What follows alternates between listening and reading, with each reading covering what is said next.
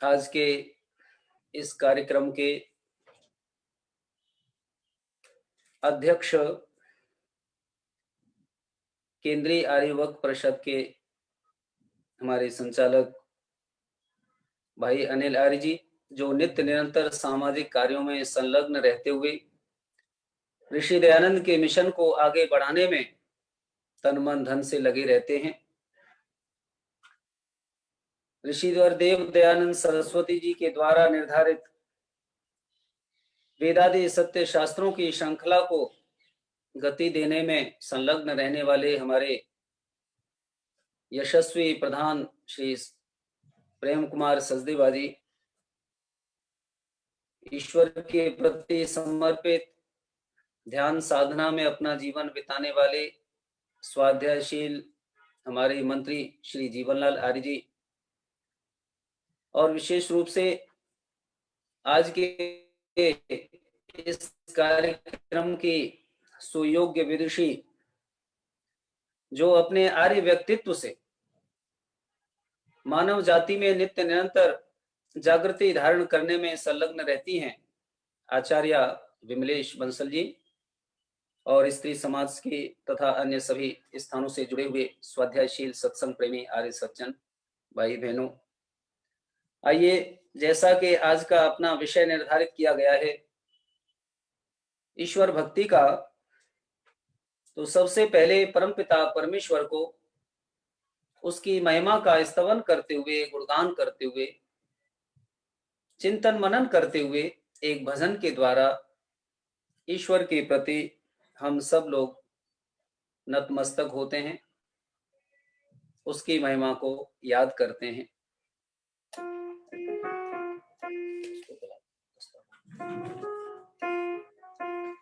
आवाज चेंज हो गई आपके बोला।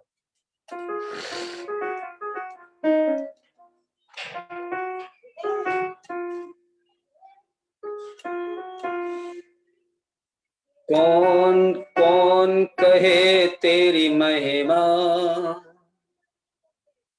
कौन कहे तेरी माया, कौन कहे तेरी महिमा,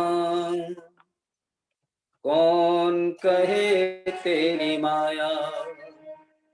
किसी ने है परमेश्वर तेरा, किसी ने है परमेश्वर तेरा, अंत कभी ना पाया। कौन कहे तेरी महिमा, कौन कहे तेरी माया, कौन कहे तेरी महिमा, कौन कहे तेरी माया। अज अमर अविनाशी कण कण में व्यापक, अज अमर अविनाशी कण कण में व्यापक, सबसे पहला उपदेशक और व्यापक है, सबसे पहला उपदेशक और अध्यापक है। गुरुओं का भी गुरु है ईश्वर, गुरुओं का भी गुरु है ईश्वर, ऋषियों ने फरमाया। कौन कहे तेरी महिमा, कौन कहे तेरी माया, कौन कहे तेरी महिमा, कौन कहे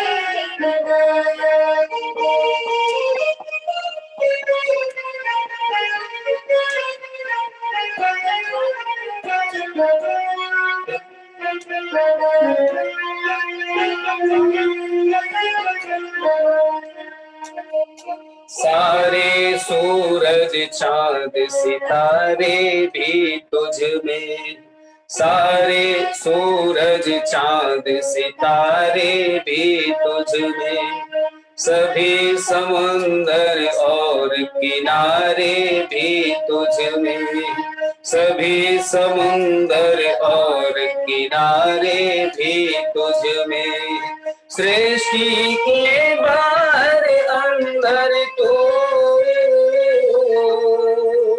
सृष्टि के अंदर बाहर तू एक समान समाया, कौन कहे तेरी महिमा, कौन कहे तेरी माया, कौन कहे।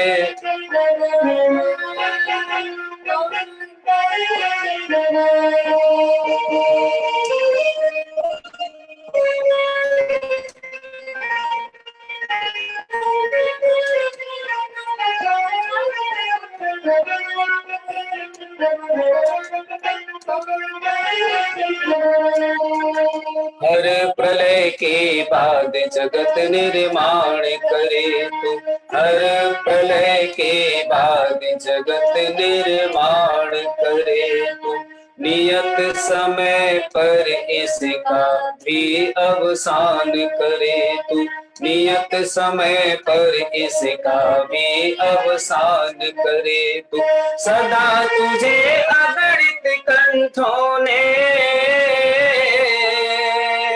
सदा तुझे अगणित कंठों ने झूम झूम कर गाया, कौन कहे तेरी महिमा महिमा, कौन कहे तेरी माया माया, कौन कहे तेरी महिमा, कौन कहे तेरी माया। किसी ने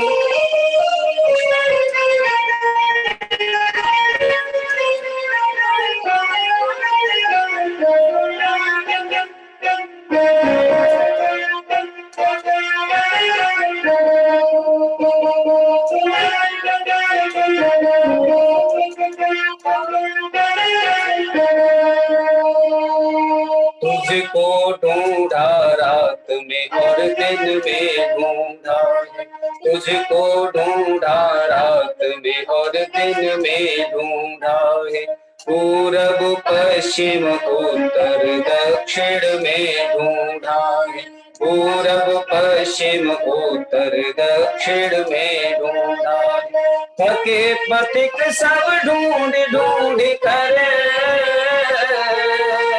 थके पथिक सब ढूंढ ढूंढ कर कहीं ना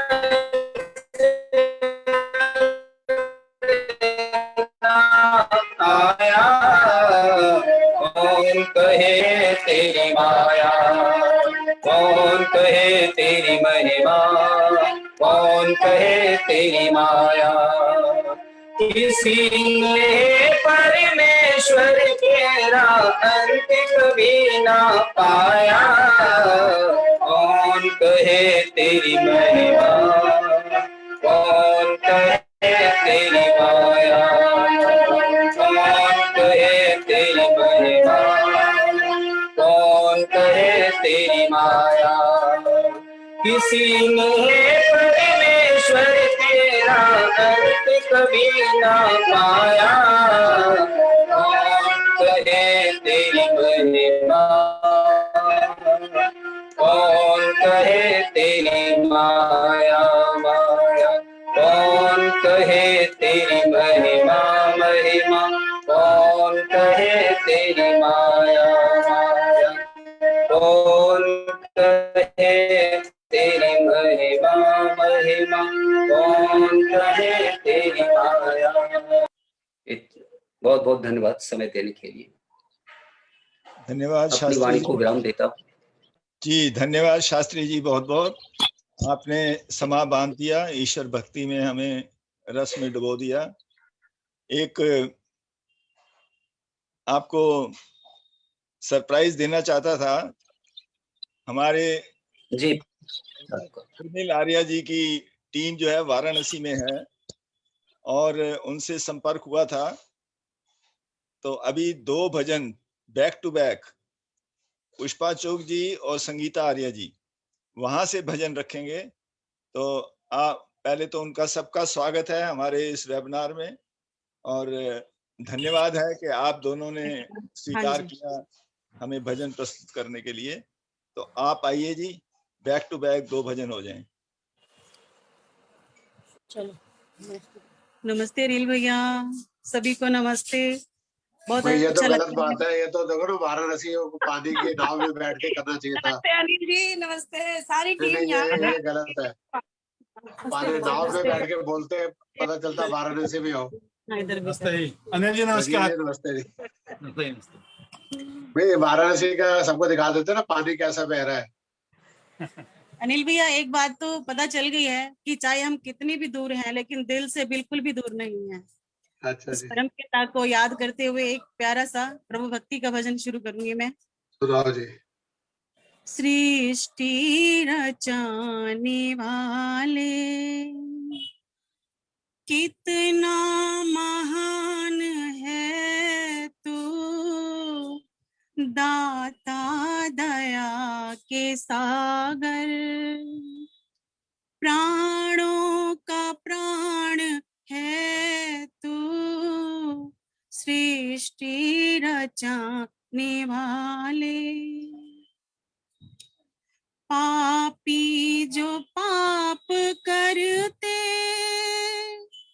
नहीं तेरा जाप करते, अपने किए कर्म पर नहीं पश्चाताप करते, उन पर भी मेहर तेरी, उन पर भी मेहर तेरी, बड़ा मेहरबान है तू, सृष्टि रचाने वाले।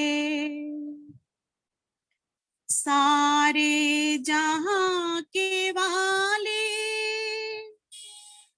ओ गुलशनों के माली, हर चीज से है जाहिर रचना तेरी निराली, फूलों में तेरी लाली, फूलों में तेरी लाली, पर बेनिशान है तू, सृष्टि रचाने वाले। चंदा बनाया तूने, सूरज बनाया तूने, तारों को रोशनी दी, नभ में सजाया तूने, सब कुछ बनाया तूने, सब कुछ बनाया तूने, पर नमकान है तू, सृष्टि रचाने वाले, सृष्टि रचाने वाले। धन्यवाद, धन्यवाद सभी का, धन्यवाद सभी का। धन्यवाद जी। संगीता जी आप भी आ जाएं तो हमारा वाराणसी का टूर जो है सफल हो जाएगा। सभी को मेरा यथा योग्य नमस्कार। धन्यवाद। से एक छोटी सी प्रार्थना उस प्रभु के लिए। दुनिया के मालिक कहाँ तुम छुपे हो, दुनिया के मालिक कहाँ तुम छुपे हो, न जाने कहाँ तुम्हें ढूंढते हैं, ए दुनिया के मालिक। कोई रूप है तो दर्शन दिखा दो, कोई रूप है तो दर्शन दिखा दो, के चारों तरफ हम हम तुम्हें ढूंढते है दुनिया के मालिक। कहीं प्यारी प्यारी हवाओं के झोंके, कहीं सूर्य का रास्ता बादल है रोके, बना करके बाजी गरों जैसी दुनिया, नजर क्यों ना आते तुम्हें ढूंढते हैं, है दुनिया के मालिक, है दुनिया के मालिक। कहाँ तुम छुपे हो न जाने कहाँ, तुम्हें ढूंढते हैं, है दुनिया के मालिक। मंदिर व मस्जिद के झगड़े बड़े हैं, तेरे नाम के दाता रगड़े बड़े है, परदानशी रुख से पर्दा हटा दो, तेरे भक्त ईश्वर तुम्हें ढूंढते हैं, है दुनिया के मालिक।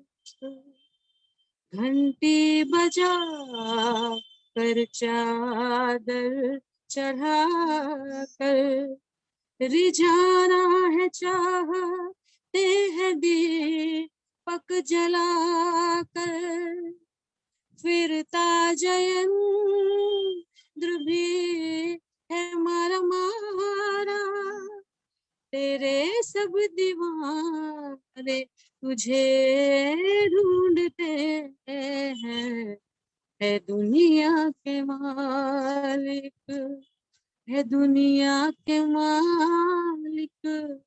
कहाँ तुम छुपे हो न जाने कहाँ, तुम्हें ढूंढते हैं, कोई रूप है तो दर्शन दिखा दो, कि चारों तरफ हम तुम्हें ढूंढते हैं, है दुनिया के मालिक, है दुनिया के मालिक। कहाँ तुम छुपे हो न जाने कहाँ हो, तुम्हें ढूंढते है दुनिया के दाता, है दुनिया के दाता। धन्यवाद जी, धन्यवाद अनिल भैया, सबका धन्यवाद। नमस्ते दीदी। बहुत बहुत धन्यवाद जी संगीता जी। उर्मिल जी नमस्ते, कोई नमस्ते। अपना संदेश देना चाहें तो वहां से आपका स्वागत है। आपका अनिल भैया ये शॉप वन है, आपको नमस्ते कर रहे हैं। ये दोनों हमारे नमस्ते नमस्ते सर। बहुत बहुत धन्यवाद जी, आप सबका धन्यवाद। आपके दर्शन हो गए उसके लिए भी धन्यवाद। आगे प्रोग्राम को आगे बढ़ाते हैं। एक भजन और। विमलेश जी नमस्ते। हाँ जी हाँ जी हाँ जी, करिए कहिए आप। हाँ बहुत अच्छा लग रहा है जी। नमस्ते सभी बहनों को वाराणसी के दर्शन कराने। नमस्ते सभी बहनों को, भाइयों को। प्रधान जी कस्तूरिया जी का करा लो, मंत्री प्रशांत प्यार। नमस्ते सभी को। कहाँ गई उर्मिल बहन जी नमस्ते करके? चलिए वो आउट हो गई हैं। एक बहन जी एक भजन करा लेते हैं नरेंद्र कस्तूरिया जी से, उसके बाद आपका प्रवचन करेंगे। हाँ, मंत्री आर्यस्वाद प्रशांत प्यार। नरेंद्र कस्तूरिया जी।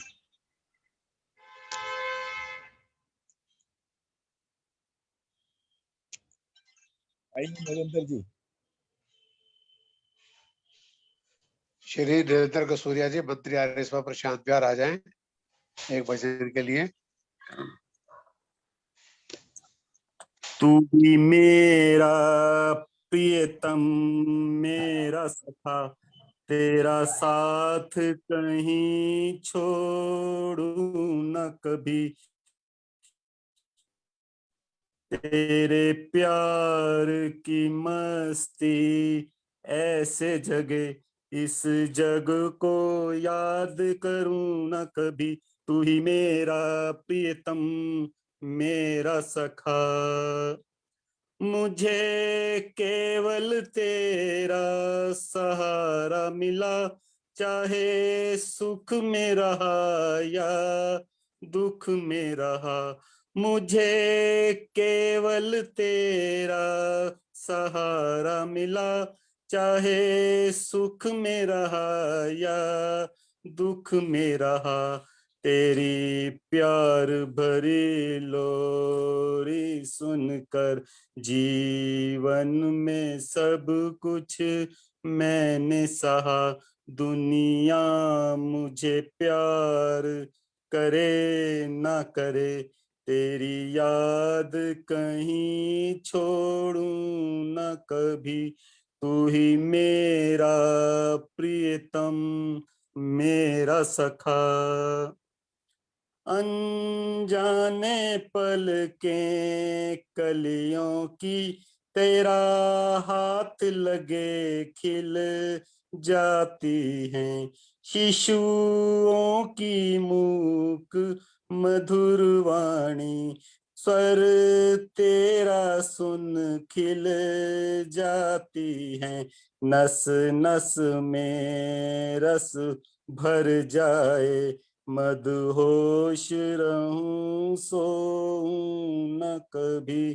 तू ही मेरा प्रियतम मेरा सखा, देखी है झलक मैंने तेरी सतरंगी जीवन लहरों में। तुझ से ही इशारे पाता रहा, अनसूझ अंधेरे शहरों में। तू बस गया मेरे मन में है, नैनों से बहा दूं मैं न कभी।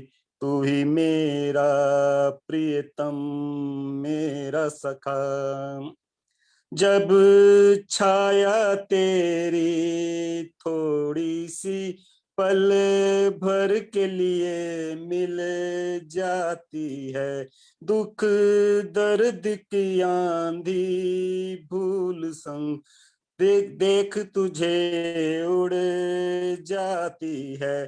तू सत्य निरंतर छाया है, इस बात को मैं भूलूं न कभी।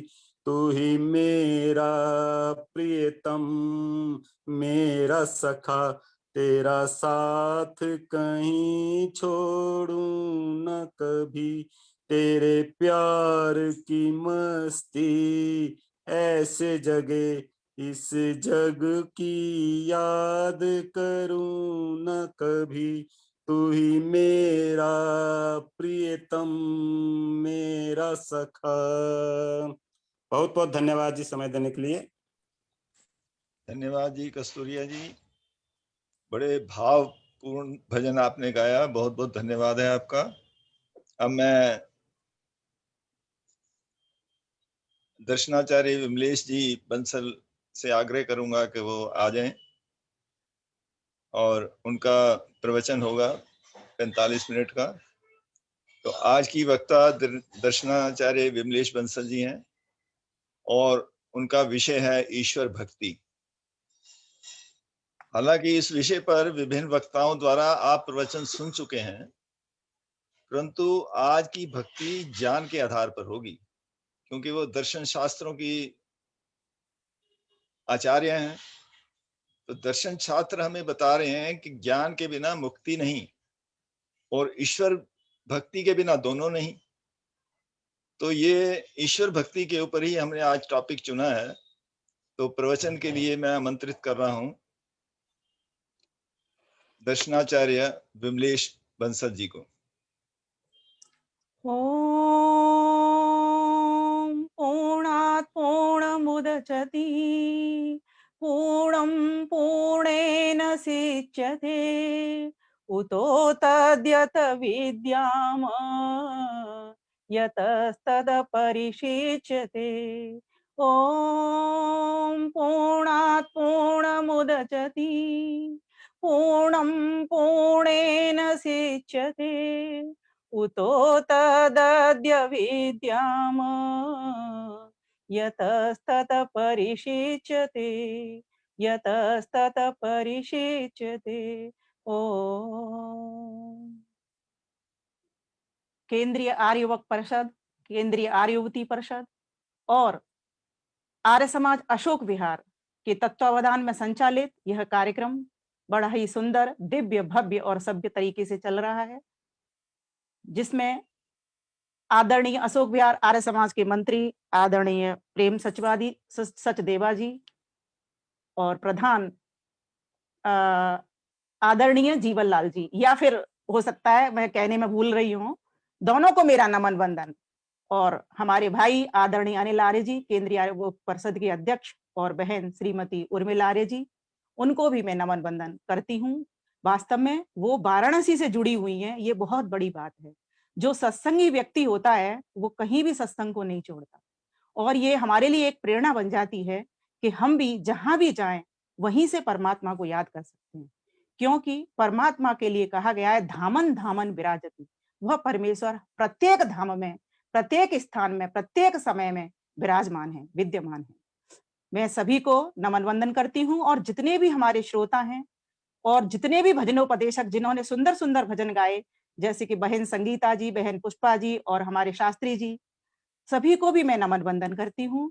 और साथ ही देश विदेश से जुड़े हुए इस कार्यक्रम में सभी भाई बहन, और विशेषकर मेरी बहुत ही प्रिय बड़ी बड़ी माताएं बहनें, माता पुष्पा जी और पुष्पा सक्सेना जी, माता आशा भटनागर जी और माता कमलेश जी, जिनका विशेष आशीर्वाद भी मुझे प्राप्त होता है, स्नेह भी मैं उनका प्राप्त करती हूँ। और आपको जानकर हैरानी होगी, वो एक ऐसी विद्यार्थी हैं मेरी पाठशाला सत्यात प्रकाश पाठशाला की, कि वो पूरी तरीके से ध्यानपूर्वक सुनती हैं और हर प्रश्न का उत्तर देने में भी वो समर्थ मैं उनको पाती हूँ। तो पूरा आर्य समाज अशोक विहार के लिए एक बार मेरी ओर से जोरदार तालियां हो जाए। जिस समाज के भीतर ऐसे विदुषी बहनें हों और ऐसे विद्वान भाई हों, वास्तव में वो समाज हमारे लिए, सबके लिए प्रेरणा स्रोत का काम करता है, प्रेरक बनता है। तो भाई अनिल आर्य जी के बारे में तो आपको पता ही है कि वो तो रुकने का नाम लेते नहीं है, हर जगह पर वो हवा की तरह, एक तूफान की तरह स्वयं तो चलते ही हैं, हम सबको भी चरई वहती का संदेश अपने इन वेबिनारों के माध्यम से देते रहते हैं। तो आइए अब मैं अपने विषय की ओर आती हूँ। आज का हमारा विषय है ईश्वर भक्ति। जैसा कि आदरणीय प्रेम सचदेवा जी ने मुझे फोन करके कहा कि बहन जी, ईश्वर भक्ति पर तो हमारे बहुत प्रवचन होते हैं और तरह तरह के विद्वान अनेक अनेक वाणियों में बोलते हैं। तो मेरा कहना है कि वास्तव में ईश्वर भक्ति तो एक ऐसा विषय है कि ईश्वर तो अपने आप में एक ऐसा विषय है जिसके ऊपर तो कोई कितना भी बोल ले तो भी बहुत कम पड़ जाता है। चूंकि उनका कहने का उद्देश्य यह है कि हम सभी ज्ञान के द्वारा ध्यान लगाना सीखें, अर्थात इन वेद उपनिषद दर्शनों के ज्ञान को जाने और इस ज्ञान के माध्यम से उस परम पिता परमेश्वर तक पहुंचे, क्योंकि ज्ञान ही वो माध्यम है जिसके द्वारा हम मोक्ष की प्राप्ति भी करते हैं और इस संसार के सुख को भी प्राप्त करते हैं। वास्तव में संसार के सुख साधनों की, वस्तुओं की जब हमें जानकारी हो जाती है तो हम फिर उस तरीके से उनके साथ व्यवहार भी करते हैं, चाहे जड़ जगत हो चाहे चेतन जगत हो। तो आज हमें उस परमात्मा को, जो कि हमें कहीं दिखाई नहीं देता, जिसका रूप नहीं, रस नहीं, गंध नहीं, स्पर्श नहीं, शब्द नहीं, कैसे हम उसको जानें, कैसे उसका ध्यान करें, किस प्रकार से मन को उस परमात्मा में लगाएं, किस प्रकार को आत्मा को और उस परमात्मा से संबंध जोड़ें। आज बहुत सारी प्रश्नों के समाधान और बहुत सारी चीजें मैं आपके समक्ष लेकर उपस्थित हुई हूँ। आज सुबह से मैं एक कार्यक्रम अटेंड करके आई, फिर एक कार्यक्रम और मेरे पास आ गया, दोनों डिफरेंट विषय के। अब तीसरा, अब ये जो विषय था मेरा रात्रि का चिंतन था, वही चिंतन मैं अभी आपके समक्ष प्रस्तुत कर रही हूँ। तो कहा गया उस ईश्वर को कैसे जान सकते हैं, तो सर्वप्रथम उत्तर इसका निकलेगा, उसको जान करके होगा क्या? उसको जान करके होगा क्या? तो जान करके ये होगा कि हमने जो बात शब्द प्रमाण के द्वारा सुन रखी है कि वो ईश्वर से हमको आनंद मिलता है, ज्ञान मिलता है, बल मिलता है, शक्ति मिलती है, इसीलिए हम उसको जाने। क्योंकि जब तक किसी वस्तु का हमें लाभ नहीं पता होता, तब तक हम उस वस्तु को भी जानने का प्रयास नहीं करते और हमारे मन के भीतर कोई जिज्ञासा भी पैदा नहीं होती। महर्षि दयानंद सरस्वती ने जब देखा कि एक चूहा शिवलिंग के ऊपर चढ़ रहा है और वह उसको हटाने में जो शिवलिंग है वह सक्षम नहीं है, तब उन्होंने ये मन में जिज्ञासा उठाई कि कोई तो शक्ति ऐसी है जो कि इससे अलग है। माना कि इसमें है, उनको नहीं पता था इसमें है, लेकिन वो खोज रहे हैं इस चीज को। वास्तव में ध्यान एक ऐसी खोज है जिसको उपासना अर्थात परमात्मा के समीप बैठ करके ही उस खोज को पूर्ण किया जा सकता है। मेरा ऐसा मानना है कि व्यक्ति जब ध्यान के क्षेत्र में उतरता है, योग के क्षेत्र में उतरता है, उपासना के क्षेत्र में बैठता है, तब जाकर के परमात्मा स्वयं ही उसके ऊपर अपनी कृपा करते हैं। लेकिन जब कोई व्यक्ति पाठशाला में बैठे ही नहीं, ध्यान पूर्वक किसी की बात को सुने ही नहीं, इधर उधर दिमाग को दौड़ाए, तो कोई भी उसका भला नहीं होता। टीचर कुछ बोल जाता है, बच्चे कुछ सुनते हैं। इस प्रकार से आज हमारी भी कहीं स्थिति वैसी ही हो गई है। शब्द प्रमाण हमारे पास हैं, वेद का ज्ञान हमारे पास है, 6 दर्शनों का ज्ञान हमारे पास है, उपनिषद 11 उपनिषद जो मान्यता प्राप्त है उनका ज्ञान हमारे पास है, ब्राह्मण ग्रंथों का हमारे पास ज्ञान है, उपवेदों का हमारे पास ज्ञान है और निरुक्त आदि 6 जो वो हैं हमारे शास्त्र, उनका भी हमारे पास ज्ञान है। लेकिन फिर भी ऐसा क्या कारण है कि हम उस परमात्मा से संबंध को नहीं जोड़ पाते? तो आइए सर्वप्रथम मैं कुछ लाभ आपके लिए नोट किए हैं कि सर्वप्रथम हम उसका लाभ जान लें, क्योंकि जब तक किसी भी वस्तु का हमें ज्ञान का उसका लाभ नहीं पता होता, तब तक हम उस काम में सफल नहीं होते। तो परमात्मा से संबंध तभी जुड़ सकता है जबकि उसका संबंध जुड़ने का लाभ मिल जाए, लाभ हमें पता पड़ जाए।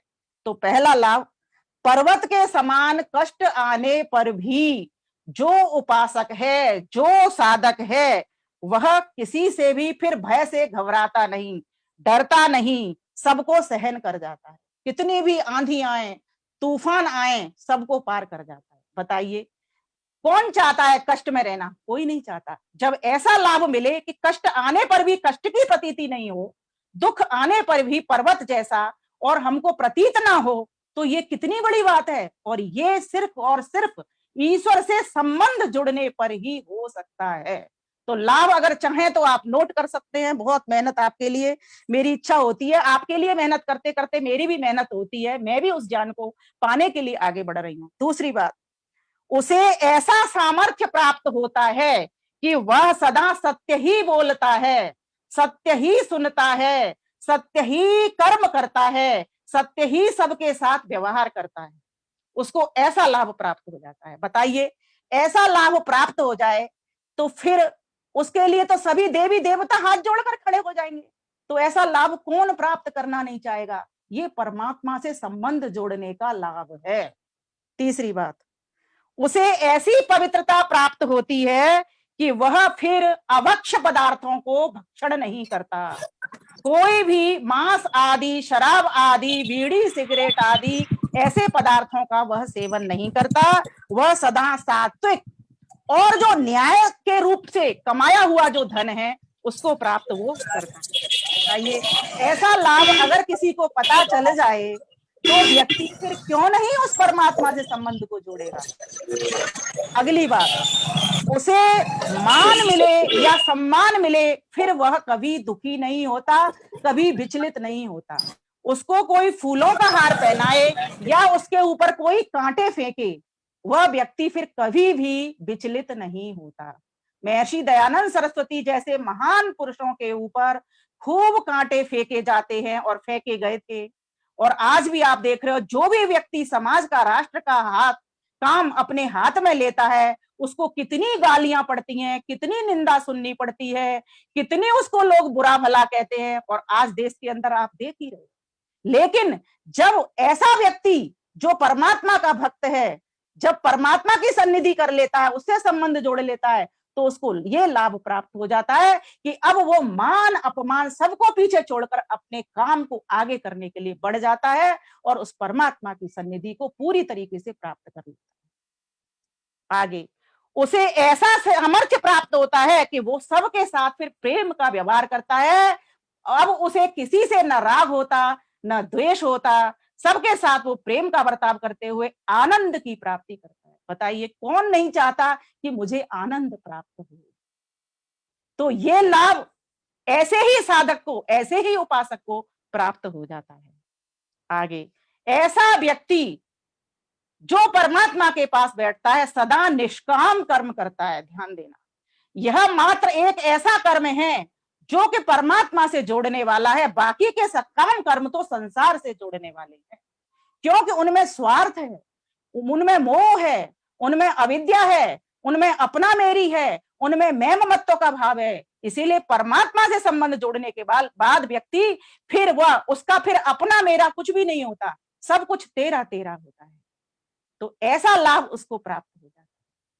फिर कहा कि पूरी अविद्या का नाश हो जाता है और विद्या का प्रकाश हो जाता है। जो व्यक्ति परमात्मा की सन्निधि करता है उसको ये लाभ प्राप्त हो जाता है। बताइए कौन नहीं चाहेगा कि हम जगमग हो, हम ज्ञानी बने, विद्वान बने। हर कोई चाहता है कि हमारे भीतर विद्या का प्रकाश आवे और अविद्या का नाश हो जावे। तो यही हम अपने साधु संतों, महात्माओं से, ज्ञानियों से, ऋषियों से, मुनियों से सुनते हैं और स्वयं परमपिता परमात्मा की स्वतः प्रमाण वाणी भी यही कहती है। कौन नहीं चाहता उस आनंद को पाना, उस ज्ञान को पाना, सभी चाहते हैं। ये लाभ उससे प्राप्त होता है। संसार के कितने भी सारे व्यक्ति इकट्ठे हो जाएं, अगर आप उनसे उतने लाभ को चाहो ईश्वर वाला, तो भी वो लाभ आपको प्राप्त नहीं हो सकता। वो लाभ तभी प्राप्त होता है जब परमात्मा से संबंध जोड़ लिया जाता है। और आगे कहा ऐसा व्यक्ति ही परमात्मा के न्यायकारिता स्वरूप को वर्ण कर लेता है। अब ऐसा व्यक्ति सबके साथ न्याय करता है। जब सबके साथ न्याय करता है तो वो दुखी होगा क्यों? वो तो साफ साफ बात कहता है, ये चीज ऐसी, ये वस्तु ऐसी, ये व्यक्ति ऐसा, ये व्यक्ति ऐसा, सबके साथ न्याय कर रहा है। अब उसको आवश्यकता नहीं रहती। और कहा कि ऐसा व्यक्ति फिर अब इंद्रिय जित हो जाता है, अपने मन को और इंद्रियों को जीतने वाला बन जाता है, जो परमात्मा की सन्निधि को प्राप्त कर लेता है। तो जब इतने लाभ, और भी बहुत सारे लाभ हैं, ये मेरे चिंतन के भीतर आए हैं, और भी बहुत सारे लाभ परमात्मा के पास बैठने से होते हैं। अब प्रश्न ये आता है, जैसा कि विषय है हमारा, कि परमात्मा से हम संबंध जोड़ें तो जोड़ें कैसे? क्योंकि बहुत सारे ऐसे विघ्न आ जाते हैं जिन विघ्नों को हटाना बहुत ही मुश्किल है। माना कि वो परमेश्वर सभी जगह विद्यमान है, धामन धामन विराजति ईशावास्य निदम सर्वम, ये वेद की वाणी कहती है। इसीलिए उसको वाचा कितने सारे लोग, हजारों लोग अविष्ट हुई उसकी स्तुति गान मिलकर के हम सब करें। सहस्त्रम साकम अर्चता, हम सभी मिलजुल करके उसकी स्तुति करें, उस परमात्मा की। तो कहा कैसे करें? तो उसको हमेशा अपने पास देखें, संबंध जोड़िए। वो परमात्मा हमसे इतना भी दूर नहीं है जितना कि आंखों का काजल। वह परमात्मा हमसे समय से भी दूर नहीं है। हर समय में, तीनों कालों में, जन्म जन्मांतर का वो हमारा साथी है। हमसे दूर है तो वो मात्र बस इतना नहीं जानने से कि वो मेरा है, इतना नहीं जानने से उससे मेरी दूरी है। वेद मंत्र कितना सुंदर कहता है, कैसे संबंध जोड़ो उससे? तो कहा ओम यदग्ने श्यामहं त्वं बाघास्याहं स्युष्टे सत्या इहाशिष, स्युष्टे सत्या इहाशिष, स्युष्टे सत्या इहाशिष, स्युष्टे सत्या इहाशिष। हे प्रभु मैं तू हो जाऊं और तू मैं हो जाए, बस यही तो करना है। आपके लिए भजन भी इसी के संबंधित बोलते हुए मैं बात को अपनी आगे रखूंगी। हे प्रभु मैं हो जाऊं तेरी, तू हो जाए मेरा प्रभु, तू हो जाए मेरा प्रभु। यदग्ने श्याम हम तुम, मैं तू हो जाए, और तुम बाघा श्याम हम, और मैं तू हो जाऊं और तू मैं हो जाए। हे प्रभु मैं हो जाऊं तेरी, तू हो जाए मेरा प्रभु, भेद भाव सब मिटे हमारा, सत्य चाह कर पूर्ण प्रभु, भेद भाव सब मिटे हमारा, सत्य चाह कर पूर्ण प्रभु।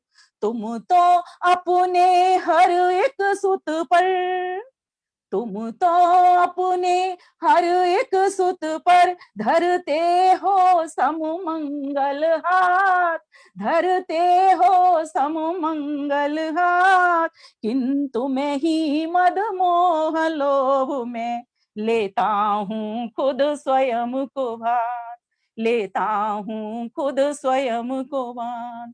कट जाए यह भ्रम तम रसी, कट जाए यह भ्रम तम रज्जु, भर प्रकाश पथ दया करो, दे प्रकाश पथ दया करो, भेद भाव सारा मिट जाए, सत्य चाह कर पूर्ण प्रभु, तब आशीष हो सफल प्रभु।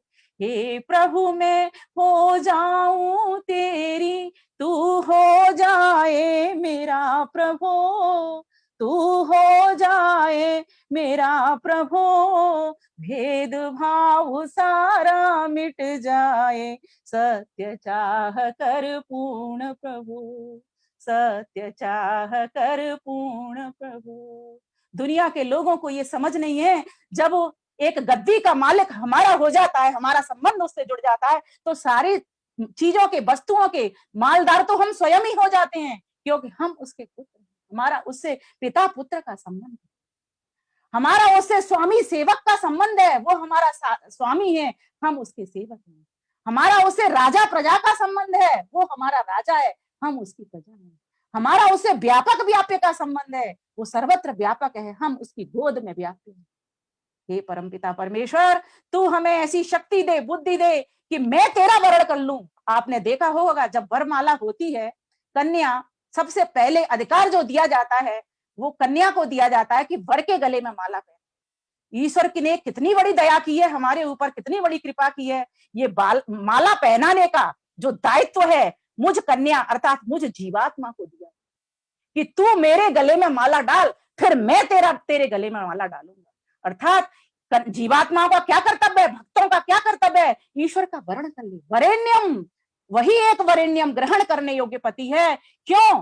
क्योंकि उससे ही हमको सर्वाधिक लाभ की प्राप्ति होती है, उससे ही हमको सर्व सुरक्षा की प्राप्ति होती है, उससे ही हमको सब धन ज्ञान बल की प्राप्ति होती है। इसीलिए दुनिया के सारे लोग भी मिल जाएं तो भी हमारी सुरक्षा नहीं कर सकते, मिलकर के भी दुनिया के सारे लोग मिल जाएं तो भी हमको धन उतना नहीं दे सकते जितनी हमारी चाहत है, क्योंकि हमारी इतनी चाहत है वो आज तक कोई भी पूर्ण नहीं कर सका, कि सिर्फ एक मात्र परमात्मा ही हमारी चाहत को पूर्ण करता है। तो कहा करता रहा प्रार्थना अब तक, सभी सत्य हो सफल सबल। छोटे छोटे संकल्प लिए, छोटी छोटी मैंने प्रार्थनाएं की, हे परमात्मा देव मैं तब उनको सफल जानूंगा तब कि मैं तेरी और तू मेरा हो जाएगा। हे प्रभु तू मेरे ऊपर दया कर, तू मुझसे दूर नहीं है, तू मेरे बिल्कुल पास है। लोगों ने पता नहीं क्यों ढूंढना शुरू कर दिया है, तू मुझसे जुड़ा हुआ है, मैं तेरे समीप तू मेरे समीप। बस मुझे इतनी सी अनुभूति करा दे कि जो बीच में जो विघ्न आने वाले हैं, मैं आपको अभी विघ्नों का भी किस्सा बताऊंगी, ये कौन से विघ्न हैं जो बीच में पर्दा बन करके आ जाते हैं, उन विघ्नों का भी मैं अभी जिक्र करूंगी। तो कहा करता रहा प्रार्थना अब तक, सभी सत्य हो सबल सफल। जगमग हो जाऊं तब मिलकर, दिखे छवि स्पष्ट विमल, दिखे छवि स्पष्ट विमल।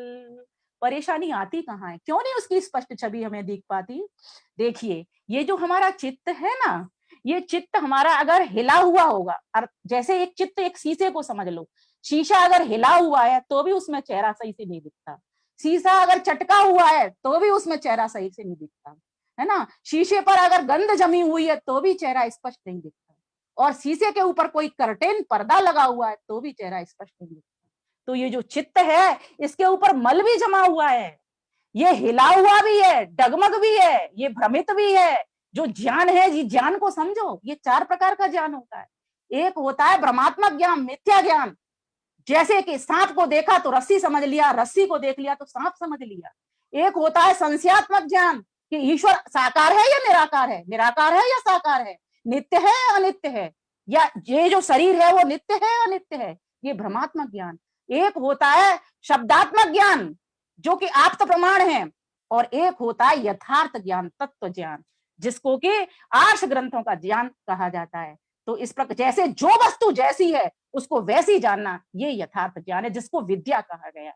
तो कहा गया कि इस प्रकार के 4 प्रकार के ज्ञानों में से अगर व्यक्ति को यथार्थ ज्ञान हो जाता है तो उससे वो उचित उपयोग ले पाता है, उसके साथ में वो उचित व्यवहार कर पाता है, उसका ठीक प्रकार से सेवन कर पाता है, और अपनी इस गाड़ी को, शरीर रूपी गाड़ी को ठीक प्रकार से चला पाता है। जिस गंतव्य स्थान पर इसको पहुंचाना है, उस गंतव्य स्थान पर वो पहुंचा करके ही रहता है। तो कहा करते करते ध्यान में तेरा, करते करते ध्यान में तेरा, पूर्ण तुझी मैं खो जाऊं, पूर्ण तुझी मैं खो जाऊं, केवल तू ही तू दिखलाए, पूर्ण तेरी मैं हो जाऊं, केवल तू ही तू दिखलाए, पूर्ण तेरी मैं हो जाऊं। आएगा वो दिवस कौन सा, हे प्रभु, गंगा तीरे हिमगिर शिला बद्ध पद्मासरा, ब्रह्म ध्यानाभ्यसन विधना योग निद्रां गतस्य, किं तैर्भाव्यं मम सुदिवसै, यत्र ते निर्विशंका कंडूयन्ते जरिठहरिणा, सांगे मदीये गंगा तीरे। हे परमात्मा देव, वो मेरे कौन से दिन आएंगे जिस दिन गंगा का किनारा होगा, स्वच्छ साथ प्रयागराज होंगे के दर्शन होंगे, अर्थात ज्ञान गंगा की अविरल धारा में मैं तुझ परमात्मा को प्राप्त कर पाऊंगा। वो ऐसा कौन सा दिन होगा जब मेरे चारों ओर प्रकाश होगा। भक्त ये परमात्मा से प्रार्थना कर रहा है और ज्ञान के पुरुषार्थ में भी उतर रहा है, तप और स्वाध्याय भी कर रहा है, ब्रह्म विद्या के पास भी बैठ रहा है।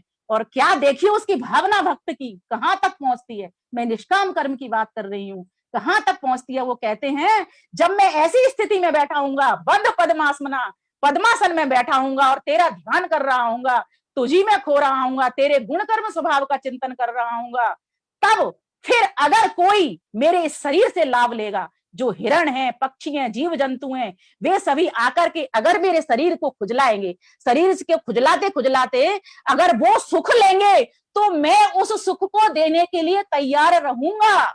ये वैदिक काल का चिंतन है, वैदिक काल के योग साधकों का चिंतन है। प्रस्तुत छंद बताता हमको वैदिक काल के चिंतन को।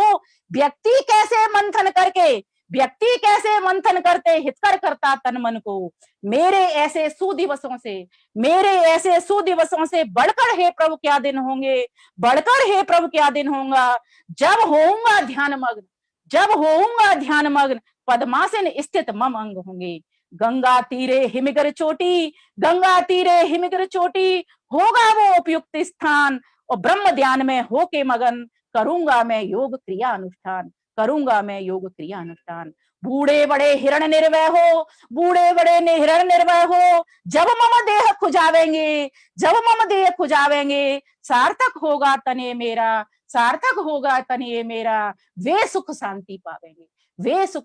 दूसरों के सुख के लिए, शांति के लिए व्यक्ति ध्यान में बैठ रहा, ये निष्काम कर्म योगी। हम चाहते हैं ना जीवन में सुख आए, शांति आए, लेकिन ध्यान में मन नहीं लगता। क्यों नहीं लगता? क्योंकि हमारी भावना उच्च तो है, लेकिन अभी उच्चतर नहीं हुई, अभी उच्चतम नहीं हुई। हम संसार के परोपकार्थ विचरना नहीं जानते, क्योंकि हमको वो समझ ही नहीं है कि ये मनुष्य का चोला मुझको क्यों मिला है। जब ये समझ आ जाती है कि ये मनुष्य का चोला उस परमात्मा से जुड़ने के लिए मिला है, निष्काम कर्म करने के लिए मिला है, उस परमात्मा को धामन धामन विराजती सब जगह अनुभव करने के लिए मिला है, तब व्यक्ति फिर निर्भय होकर के और निश्चल होकर के फिर उस परमात्मा को चारों ओर देखता रहता है और सर्व सुरक्षित होकर के उसकी अनुभूति करता रहता है। फिर वो कोई भी काम करे, कहीं भी जाए, किसी से भी वार्ता करे, उसके शुरुआत में, उसके मध्य में और उसके अंत में उस प्रभु की ही अनुभूति बनी रहती है। उससे अपना संबंध जोड़ करके चलता है। जो संबंध जोड़ने में दिक्कत आती है वो कहाँ आती है, अब मैं उस विषय की ओर आपको लेकर के चल रही हूँ। तो योग दर्शन के भीतर 9 विघ्नों का जिक्र आया है। तो 9 विघ्नों में से कहा गया, एक सूत्र आता है, ये समाधि पाद में आपको मिलेगा, 30 नंबर का सूत्र है, आप देख लेंगे। योग दर्शन में 4 पाद हैं, समाधि, साधन, विभूति और कैवल्य। ये प्रथम पाद है, इसमें ये सूत्र आपको मिल जाएगा, 30वें नंबर का सूत्र है। इसमें कहा है पहला व्याधि। व्याधि कहते हैं शरीर के रोग, जैसे हमारे धातु और रस इंद्रियों में विषमता का आ जाना, जिसके कारण व्यक्ति बीमार रहता है। और कहते हैं कि जब तक स्वस्थ शरीर नहीं होता तो उस परमात्मा का योग भी कैसे वो व्यक्ति लगाएगा। तो सबसे पहला जो कारण है वो शरीर की फिटनेस का नहीं होना, शरीर का स्वस्थ नहीं होना। तो सर्वप्रथम ये जो व्याधि है इसको दूर करने का हमको प्रयास करना चाहिए। ये ध्यान में बाधक है, परमात्मा से संबंध जोड़ने में। रोगी व्यक्ति कभी भी परमात्मा से ध्यान देना संबंध नहीं जोड़ सकता। करता तो है वो प्रार्थना, जैसे गीता में कहा है कि आर्त व्यक्ति, दुखी व्यक्ति पुकार करता है, लेकिन संबंध नहीं जुड़ पाता। संबंध अर्थार्थी व्यक्ति भी पुकार करता है। 4 प्रकार के लोग भक्त बताए हैं उसमें कि अर्थार्थी जो अर्थ चाहता है, अर्थात कुछ प्रयोजन की सिद्धि चाहता है, अपने स्वार्थ की सिद्धि चाहता है, ऐसा व्यक्ति भी भगवान को पुकारता है, लेकिन उसको भी परमात्मा नहीं मिलती। हाँ, लेकिन जो जिज्ञासु होता है नचिकेता जैसा, उसको परमात्मा मिलते हैं, क्योंकि वो अपनी जिज्ञासा के बल पर खोज करना शुरू कर देता है उस परमात्मा की, और वो देखता है कि परमात्मा दूर तो है ही नहीं, परमात्मा तो यही है। कस्तूरी कुंडल बसे मृग ढूंढे वन माए, ऐसे घट घट ओम है दुनिया देख नहीं, दुनिया देख नहीं रही है, हमारे पास ही बैठा हुआ है। बस जो विघ्न है उनके कारण उससे संबंध नहीं जुड़ पाता। तो व्याधि के कारण संबंध नहीं जुड़ता। दूसरा का स्त्यान, अर्थात सत्य में अप्रीति, प्रेम का नहीं होना, क्योंकि वो जानता नहीं है सत्य क्या है। जिस दिन उसको ये बोध हो जाता है कि सत्य क्या है, ध्यान दीजिए, सत्य 3 चीजें हैं, ईश्वर, जीवात्मा, प्रकृति। जीवात्मा संसार में आकर के, विकृति में आकर के और अपने स्वरूप को भूल जाता है, जबकि उसका स्वरूप तो शुद्धो अपि प्रत्यय अनुपस्य है, उसका स्वरूप तो दृष्टादृशी मात्र है। योग दर्शन कहा है कि शुद्ध स्वरूप है, वह देखने वाला है, ज्ञान करने वाला है, लेकिन इस संसार में आकर के वो बुद्धि के अनुरूप, प्रत्यय अनुपस्य है, बुद्धि के अनुरूप अपने आप को देखना शुरू कर देता है। इसीलिए परमात्मा से उसका संबंध नहीं जुड़ पाता। ये बीच की दरार है, बीच का कर्टेन है। तो व्याधि को छोड़ें और इस स्त्यान को अर्थात मिथ्यावाद को छोड़ें, सत्य से प्रेम करना सीखें। तीसरी बात कही संशय, भ्रमात्मक ज्ञान, संशयात्मक ज्ञान, अर्थात कौन वस्तु कैसी है उसका यथार्थ ज्ञान करें, संशय में ना पड़ें कि ईश्वर साकार है या निराकार है। उसके ऊपर खूब सारा शोध करें, खूब सारे चीजों को, सूत्रों को, आर्ष ग्रंथों का पठन पाठन करें। उससे ये स्पष्ट हो जाता है कि ईश्वर निराकार है, साकार नहीं, क्योंकि साकार वस्तु एकदेशी होती है, परमात्मा सर्वदेशी है। साकार वस्तु सीमित होती है, परमात्मा असीमित है। साकार वस्तु का एक एरिया, दायरा होता है, लेकिन परमात्मा अनंत है, उसका कोई दायरा नहीं है, असीम है, अनंत है, ना उसकी कोई था, इसलिए उसको अथा भी कह दिया जाता है। और ऐसा निराकार वस्तु ही सर्वव्यापक हो सकती है, ये मुख्य कारण है। और चेतन वस्तु हमेशा निराकार ही होती है, साकार जड़ वस्तु होती है। ये 5 पॉइंट ध्यान रखने के हैं कि कैसे हम उस बात को जाने कि सत्य क्या, असत्य क्या। तीसरी बात कही गई इसमें, संशय के बाद जब संशय को दूर कर लिया जाता है तो फिर परमात्मा से नजदीक हो जाती है। व्यक्ति सोचता है, उपासक सोचता है, वो भी निराकार और मैं भी निराकार, तो संबंध हमारा दोनों का परस्पर जुड़ सकता है। जो बीच में आने वाली दरार है, बीच में आने वाला पर्दा है, वो जड़ का है, ध्यान दीजिए, वो साकार का है। जब साकार की दीवार हट जाती है तो निराकार और निराकार दोनों एक साथ जुड़ जाते हैं। फिर कहा प्रमाद, व्यक्ति इतना, प्रमाद का जो मीनिंग होता है वह होता है लापरवाही, एक तरह से जैसे उसको काम जो करना चाहिए उसको नहीं करता। ईश्वर को प्राप्ति के लिए यम नियम आसन प्राणायाम व्यायाम प्रत्याहार धारणा ध्यान समाधि इनकी ओर बढ़ना चाहिए, अब इन साधनों को तो अपनाता नहीं है वो व्यक्ति, लापरवाही बरतता है इनमें, तो ऐसा व्यक्ति भी फिर ध्यान ठीक प्रकार से नहीं कर सकता।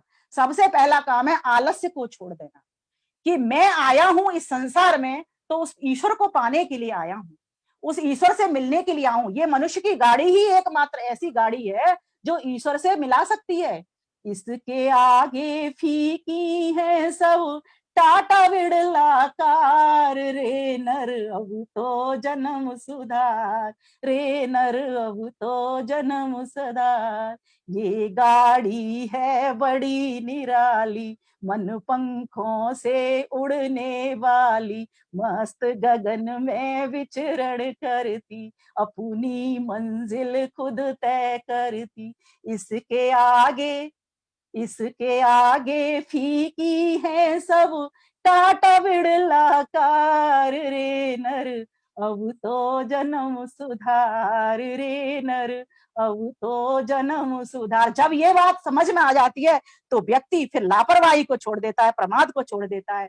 फिर आगे कहा आलस्य, ये आलस्य भी क्या करता है, शरीर को भारी करता है। ध्यान देना, व्यक्ति संबंध परमात्मा से तभी जोड़ सकता है जैसे परमात्मा हल्का है, उस पर कोई बोझा नहीं, दुनिया का काम करते हुए भी वो हल्का बना रहता है। ऐसे ही जीवात्मा भी इस शरीर में, मस्तिष्क में इतना सारा कूड़ा, इतना सारा बोझा इकट्ठा कर लिया गया है, इस बोझे को जैसे जैसे कम करता चाहता है, इन इच्छाओं को जैसे जैसे शांत करता जाता है, वैसे वो परमात्मा के दर्शन करता चला जाता है, परमात्मा की समीपता को, संबंध को जोड़ करके फिर वो रखने वाला बन जाता है। आगे कहा गया अविरति, वैराग्य का अभाव अर्थात राग में प्रीति, सीधी सी बात है। रूप रस गंध स्पर्श इन सब में प्रीति कर लेना। तो आप देखिए ये मन का क्या स्वभाव होता है, मन का स्वभाव होता है कि एक बार में एक वस्तु को पकड़ना। अब आप, हमारा मन जब राग में आसक्ति हो जाएगी, इन रूप रस गंध स्पर्शों में, इसमें विषय में आसक्ति हो जाएगी, तो परमात्मा तो हमसे छूट जाएगा। हमें संसार के सभी साधनों का उपभोग करना है, ये संसार बुरा नहीं है, लेकिन संसार में निरासक्त होकर के इनका भोग करना है, बस इतना सा समझना है। सभी वस्तुओं के भीतर वस्तुओं का निर्माता बैठा हुआ है, उसकी अनुभूति करनी है। कोई भी चीज चोरी करके नहीं खानी, कोई भी चीज असत्य बोल करके ग्रहण नहीं करनी, कोई भी चीज अपरिग्रह परिग्रह नहीं करनी, अर्थात अधिक संग्रह नहीं करनी, कोई भी चीज इस तरह से नहीं ग्रहण करनी कि सिर्फ मेरा ही पेट भरे, सभी का पेट भरे। हर वस्तु को पवित्रता के भाव के साथ ग्रहण करना, ये सब नियम है। तो आगे कहा कि कौन सा, और फिर तो कहा भ्रांति दर्शन। भ्रांति दर्शन का सीधा सा अर्थ है विपरीत ज्ञान, क्योंकि जो विपरीत ज्ञान होता है, शास्त्र कहता है बंधो विपर्यात, विपरीत ज्ञान से बंधन होता है। तो हम कैसा ज्ञान लेने वाले बने, यथार्थ ज्ञान, जो वस्तु जैसी है उसको वैसी जाने। ये भी एक विघ्न है ध्यान का, योग का, उपासना का, समाधि का। मैं तो कहती हूँ समाधि का, योग दर्शन तो समाधि के लिए बोलता है। लेकिन जिस दिन ये चीजें हट जाएंगी हमारी, व्यक्ति सत्य की ओर बढ़ना शुरू कर देगा। एक सत्य को पकड़ लो, ऋषि दयानंद को क्यों आवश्यकता पड़ी, उन्होंने अपने 10 नियमों के भीतर 4 नियम सत्य के ही लिखे। सत्य के ग्रहण करने और असत्य के छोड़ने में सर्वदा उद्यत रहना चाहिए। जिस व्यक्ति का जीवन सत्यवादी हो जाता है वो न्यायकारी भी होगा, ध्यान देना, वो व्यक्ति ब्रह्मचारी भी होगा, वो व्यक्ति हर प्रकार के गुणों को यम नियमित उसका पूरा जीवन हो जाए एकमात्र सत्य को पकड़ लेने से। तो ईश्वर कैसा है, सच्चिता आनंद, सत्य है, चेतन है, चिताने हारा है, जनाने हारा है और आनंद का भंडार है।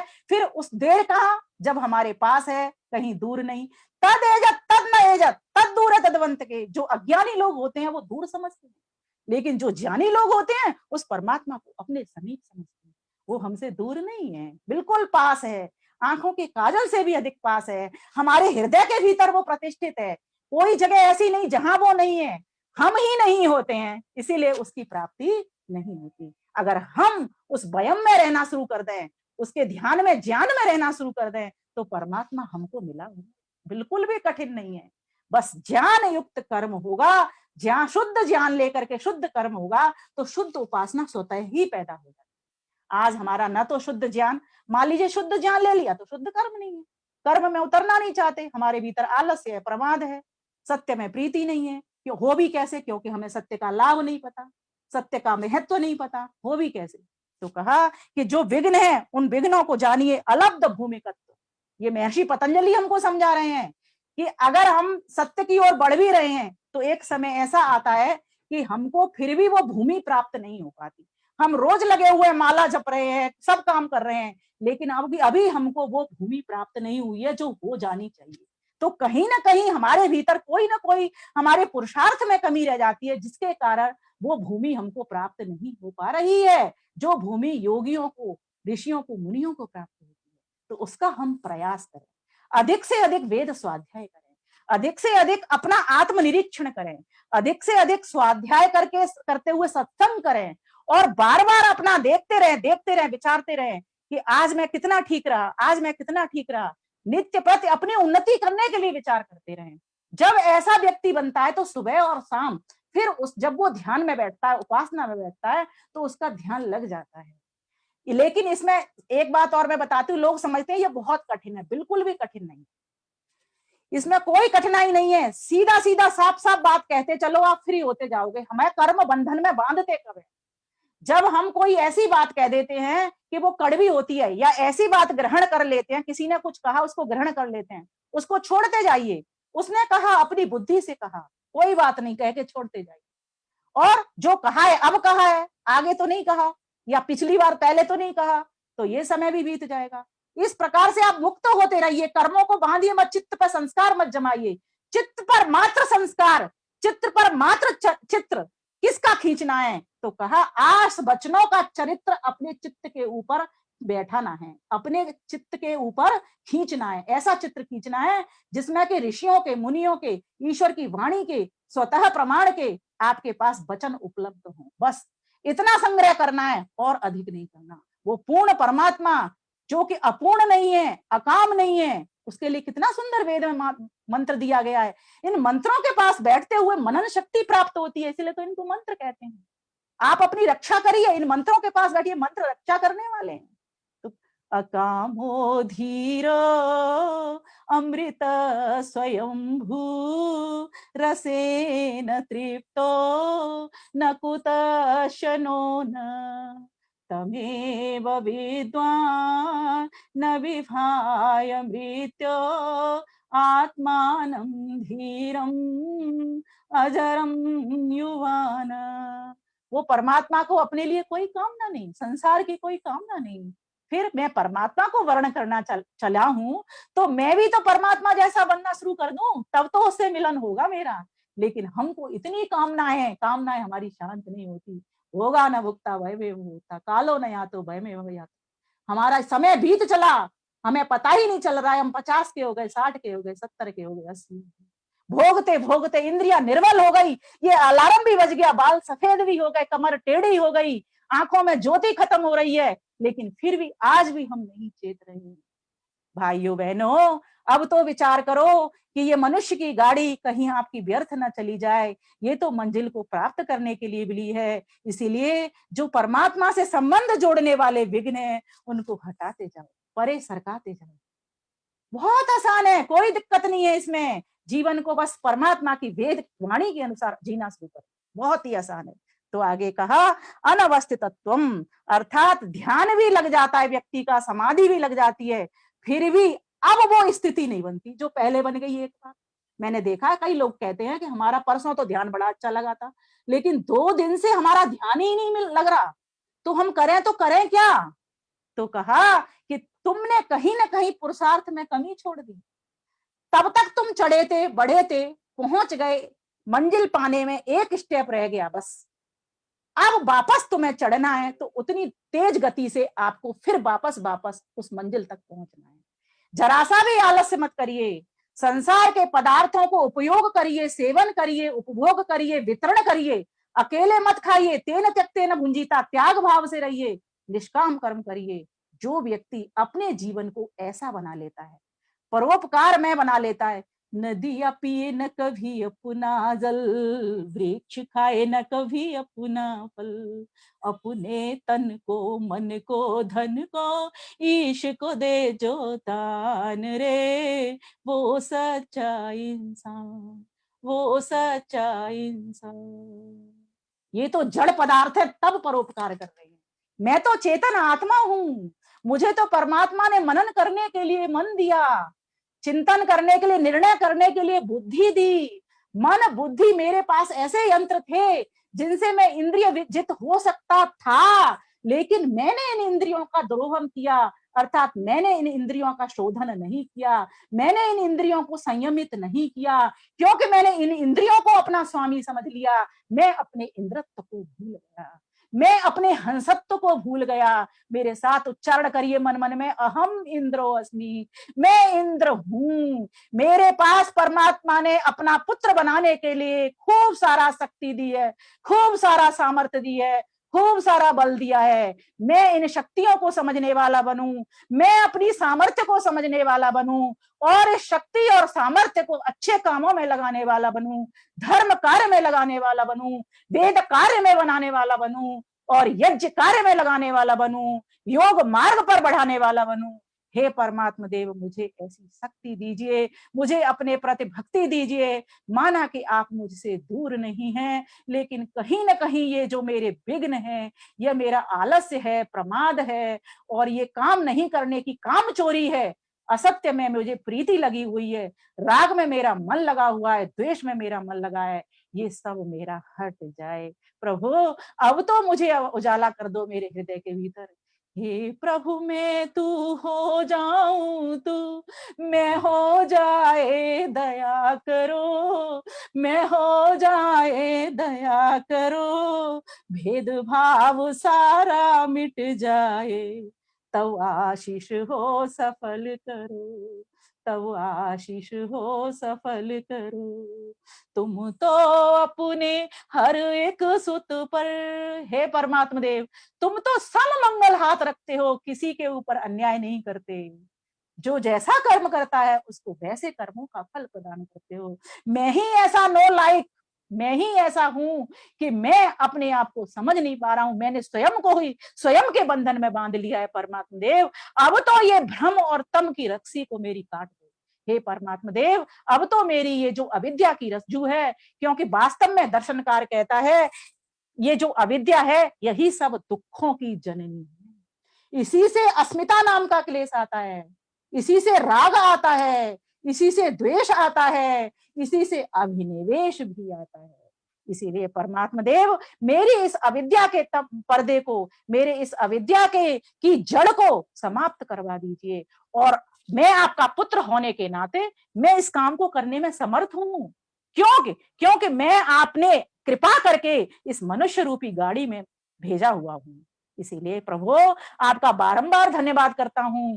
सोते उठते जागते जो भी काम कर रहा हूं प्रभु आपकी ही दी हुई शक्ति से कर रहा हूं, आपकी ही दी हुई बुद्धि से कर रहा हूं, आपकी ही दी हुए धन से कर रहा हूं, आपके हुए दी हुई वस्तुओं से ही कर रहा हूं। ध्यान रखिएगा, कोई भी व्यक्ति अपने आप से किसी वस्तु का निर्माण नहीं कर सकता जब तक उसको रॉ मटेरियल न मिल जाए। परमात्मा ने बड़ी कृपा करी है कि पंच स्थूल भूत हमारे समक्ष रखे हैं। इन स्थूल भूतों का प्रयोग करके हम एक कुम्हार की बात घड़ों का सृजन करने वाले हैं। स्वयं तो उत्तम बने ही अपनी संतति को भी मनोर्भव जनिया दैव्यम अपने जैसी बनाने का प्रयास करें, तभी जाकर के हम वैदिक संस्कृति को सुरक्षित रख सकते हैं। ईश्वर भक्ति तभी सार्थक होगी जब हमने अपने साथ साथ 1000 लोगों को भी इस भक्ति के पाठ को पढ़ा दिया है। परमात्मा देव आपसे यही प्रार्थना करती हूँ, आप मेरी प्रार्थना को स्वीकार करिए, स्वीकार करिए, स्वीकार करिए। इन्हीं शब्दों के साथ मैं अपनी वाणी को विराम देती हूँ। आप सभी का बहुत ही ध्यान पूर्वक सुनने, धैर्य पूर्वक सुनने, शांति से सुनने धन्यवाद करती हूँ, नमन करती हूँ, वंदन करती हूँ। परमात्मा देव मुझे शक्ति देना, आप सभी को शक्ति देना। इस कोरोना के काल को आप सभी भी स्वस्थ रहते हुए, लंबी आयु को प्राप्त करते हुए, धर्म कार्यों में इसी प्रकार से, ईश कार्यों में इसी प्रकार से खूब उन्नति करते हुए बढ़ते चलें। यह मैं आप सभी के लिए परमात्मा से प्रार्थना करती हूँ। धन्यवाद, नमस्ते। बहुत बहुत धन्यवाद आचार्य जी। अब क्या बताएं, आपका ज्ञान तो इतना जबरदस्त था और इसी ज्ञान की हमें प्रतीक्षा थी कि ये ज्ञान प्राप्त करके आज ही बैठ जाएं हम ध्यान लगाने, और हमारा ध्यान आज जबरदस्त लगेगा, ये मेरी भावना है। आपने बिल्कुल सही कहा कि प्रभु जो है मुझ में ओतप्रोत हैं। पहले तो मैं ये कहूँ कि मैं तो आत्मा ही हूँ, शरीर हूं नहीं, और प्रभु जो है मुझ में ओतप्रोत हैं, रमे हुए हैं। और जब रमे हुए हैं तो दूर तो है ही नहीं, फिर सिर्फ एक आवरण आपने बताया, जैसे अंतःकरण का आवरण ही है जो बीच में आ रहा है, आड़े आ रहा है जो, तो उसी अंतःकरण को निर्मल ही बनाना है, बस इतनी सी ही बात है। तो उसको निर्मल बनाने के लिए आपने जो स्टेप्स बताए वो हम जरूर फॉलो करेंगे, और हम जरूर ध्यान में बैठा करेंगे, और हमें जरूर लाभ होगा, ये मैं जानता हूँ।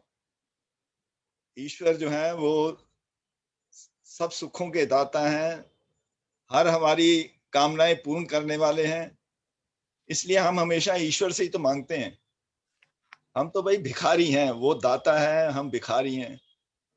जैसे भजनों में भी कई बार आया है, हमारे पथिक जी के भजन में भी है, वो दाता है मैं भिखारी हूँ।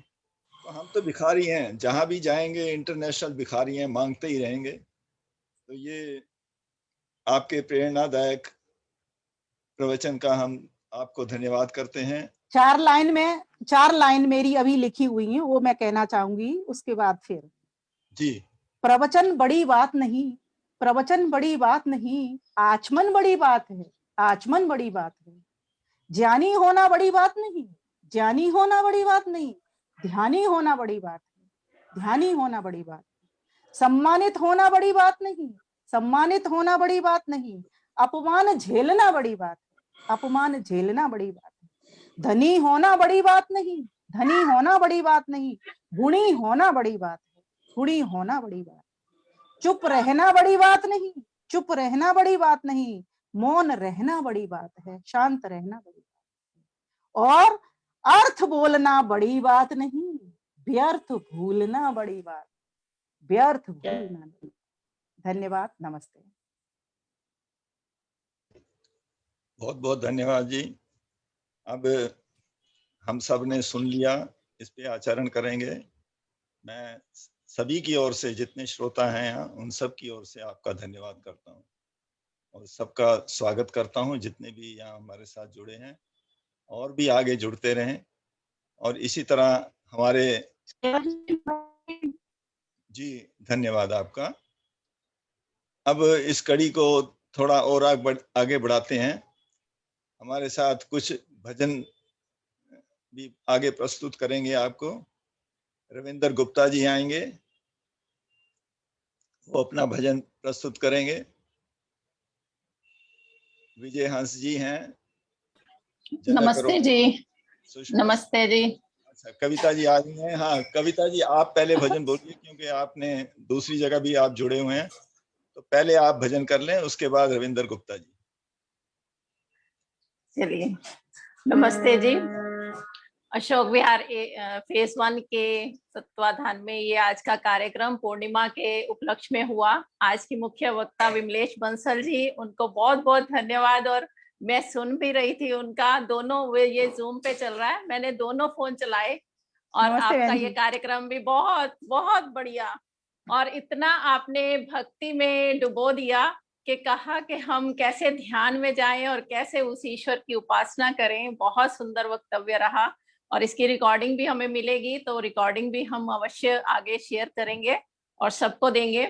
और आज के मुख्य अध्यक्ष डॉक्टर अनिल आर्य जी का भी धन्यवाद करते हैं, इस जूम के माध्यम से इस चर्चा को हम रख पाए। और आइए उसी कड़ी में कि हम प्रयत्न करेंगे, पुरुषार्थ करेंगे तभी कुछ होगा, और हम इसके लिए यत्न करें। सुबह रोज उस ईश्वर का ध्यान करें। एक भजन के माध्यम के साथ आपके सम्मुख रखती हूँ।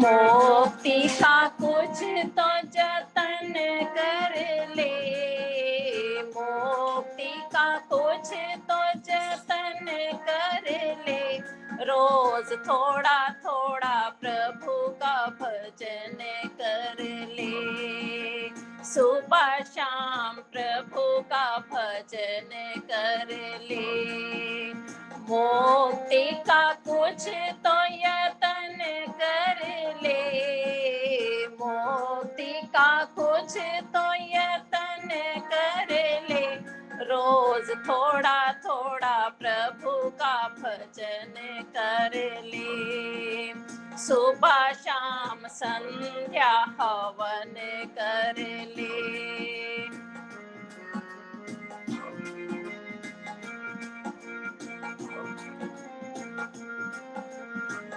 भक्ति करेगा तो बड़ा ही सुख पाएगा, भक्ति करेगा तो बड़ा ही सुख पाएगा, भक्ति से आत्मा का मैल मिट जाएगा, भक्ति से आत्मा का मैल छूट जाएगा, आत्मा के साथ शुद्ध मन कर ले, आत्मा के साथ शुद्ध मन कर ले, रोज थोड़ा थोड़ा प्रभु का भजन कर ले, मुक्ति का कुछ तो यतन कर ले, मुक्ति का कुछ तो यतन कर ले, रोज थोड़ा थोड़ा प्रभु का भजन कर ले, सुबह शाम संध्या हवन कर ले, संगत करे अच्छे लोगों की, संगत करे अच्छे लोगों की, दवा मिल जाएगी सभी रोगों की, दवा मिल जाएगी सभी रोगों की, जिंदगी को अपनी चमन कर ले, जिंदगी को अपनी चमन कर ले, रोज सुबह शाम संध्या हवन कर ले, मुक्ति का कुछ तो जतन कर ले, मुक्ति का कुछ तो यतन कर ले, रोज थोड़ा थोड़ा थोड़ा थोड़ा प्रभु का भजन कर ले, थोड़ा थोड़ा प्रभु का भजन कर ले, संतों की जग में यही है निशानी, संतों की जग में यही है निशानी, अच्छे वचन और मीठी हो वाणी, अच्छे वचन और मीठी हो वाणी, क्रोध को खुद काया में दफन कर ले, क्रोध को खुद काया में दफन कर ले, रोज थोड़ा थोड़ा थोड़ा थोड़ा प्रभु का भजन कर ले, मुक्ति का कुछ तो यतन कर ले,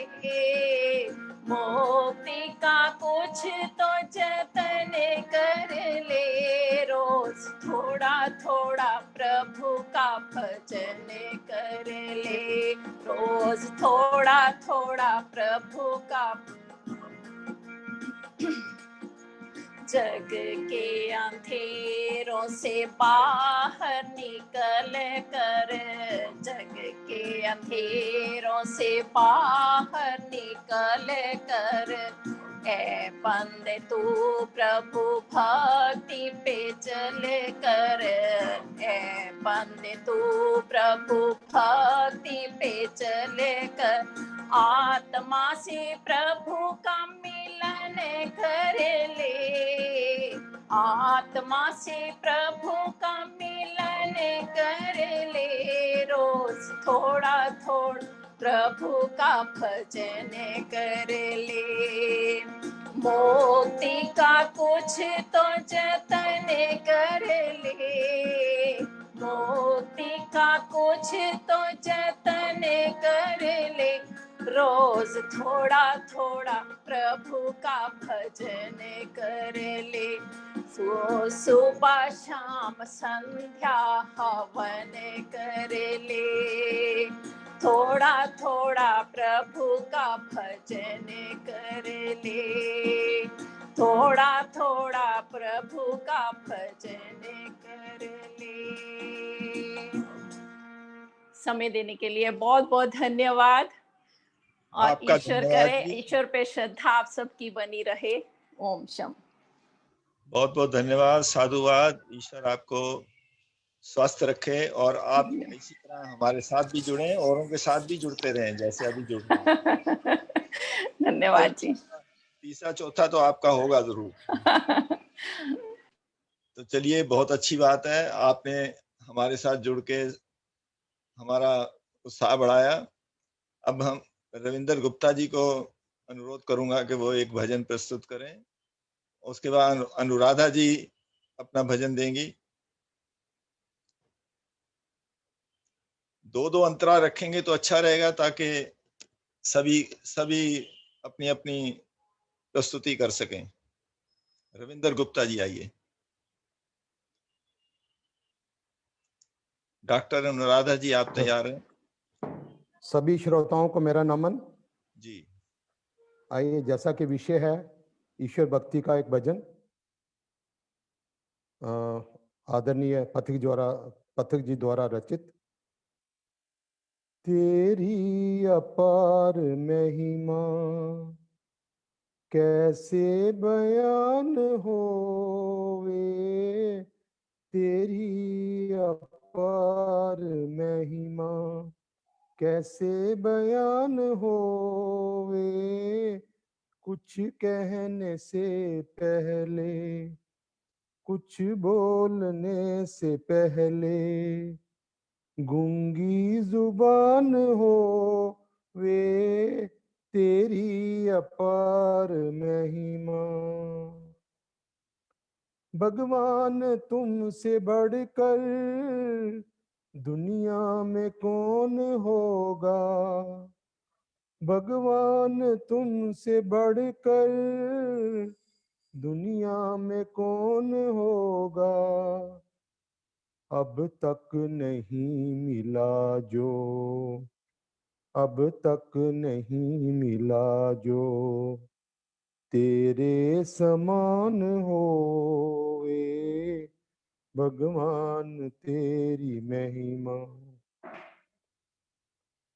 तेरी महानता की सीढ़ी को छू न पाए, तेरी महानता की सीढ़ी को छू न पाए, दुनिया में कोई चाहे, दुनिया में कोई चाहे, कितना महान हो वे, तेरी अपार महिमा कैसे बयान होवे। जिस आदमी के सिर पर करुणा का हाथ रख दे, जिस आदमी के सिर पर करुणा का हाथ रख दे उसकी हर एक मुश्किल, उसकी हर एक मुश्किल पल में आसान होवे, तेरी अपार महिमा कैसे बयान होवे, तेरी अपार महिमा। जीवन में लोग तुझको पहले नहीं बुलाते, जीवन में लोग तुझको पहले नहीं बुलाते, तब पथिक याद करते, तब पथिक याद करते, जब लब पे जान होवे, तेरी अपार महिमा कैसे बयान होवे, कुछ बोलने से पहले गूंगी जुबान होवे, तेरी अपार महिमा कैसे बयान होवे। धन्यवाद जी, बहुत बहुत धन्यवाद समय देने के लिए। आपका धन्यवाद जी रविंदर जी। मैंने 3 दिन पहले ये पथिक जी का भजन सुना था, बहुत आनंद आया आपसे सुनकर। आपका बहुत बहुत धन्यवाद है। अब अनुराधा जी आप आए, द्रौपदी तनेजा जी इसके बाद, फिर सुषमा बजाज जी, फिर विजय हंस जी क्लोजिंग करेंगी। अनुराधा जी आइए, डॉक्टर अनुराधा जी।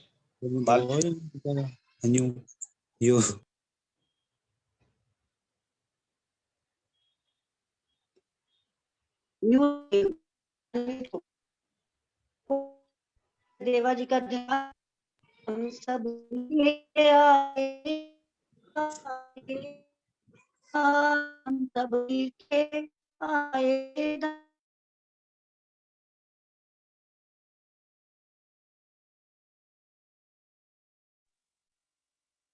आपका नेटवर्क कमजोर है जी, बहन जी आपका नेटवर्क कमजोर है, इसलिए आवाज नहीं आ रही है, क्षमा प्रार्थी हूँ।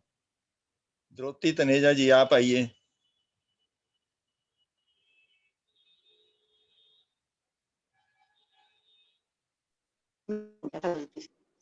जी आइए। ले आए दाता तेरे दरबार, हम सब मिलके आए दाता तेरे दरबार, भर दो झोली सबकी लिए पूरन भंडार, भर दो झोली सबकी तेरे पूरन भंडार। होवे जब संध्या काल निर्मल होके तत्काल, होवे जब संध्या काल निर्मल होके तत्काल, अपना मस्तक झुका के करके तेरा ख्याल, तेरे दर पे आके बैठे सारा परिवार, भर दो झोली।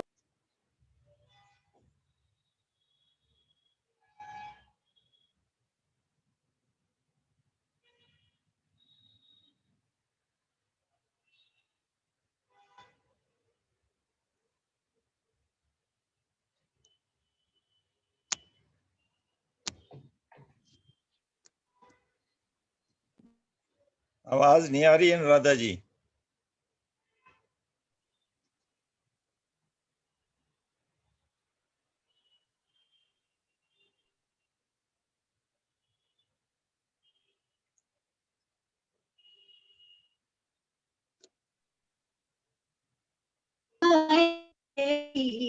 भक्ति के गीत पूरी श्रद्धा गाने तेरी, भक्ति के गीत होवे सबका प्रभु जी तेरे चरणों में प्यार, होवे सबका प्रभु जी तेरे चरणों में प्यार। तो झोली सबकी ही तेरे पूर्ण भंडार हम सब में।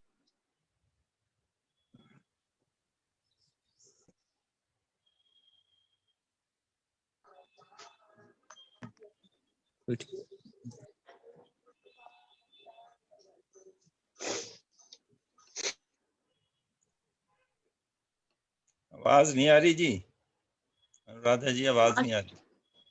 हाँ जी, चलिए, इसको क्या हो? आपका नेटवर्क कमजोर रहता है थोड़ा उधर, तो आपका धन्यवाद है बहुत बहुत, जो जितना हम सुन पाए उसमें आनंद आया। द्रौपदी तनेजा जी आए हैं आप, आपका पूरा धन्यवाद। आएगी कि नहीं जनक हाँ, अरोड़ा? अच्छा, बारी आएगी कि नहीं? आ रही है जनक अरोड़ा जी, आप बोले पहले।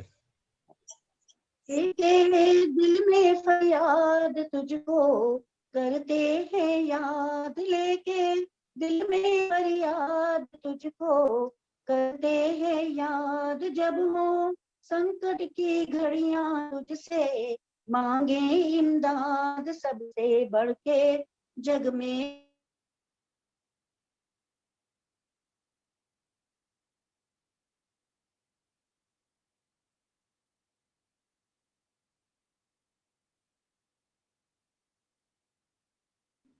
नेटवर्क की प्रॉब्लम है जी यहाँ पर।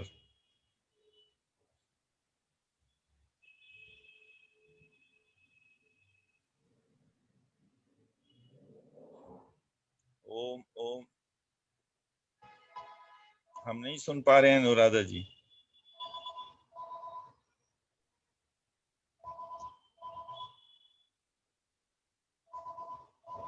चलिए जनक अरोड़ा जी, आप शुरू कर दें।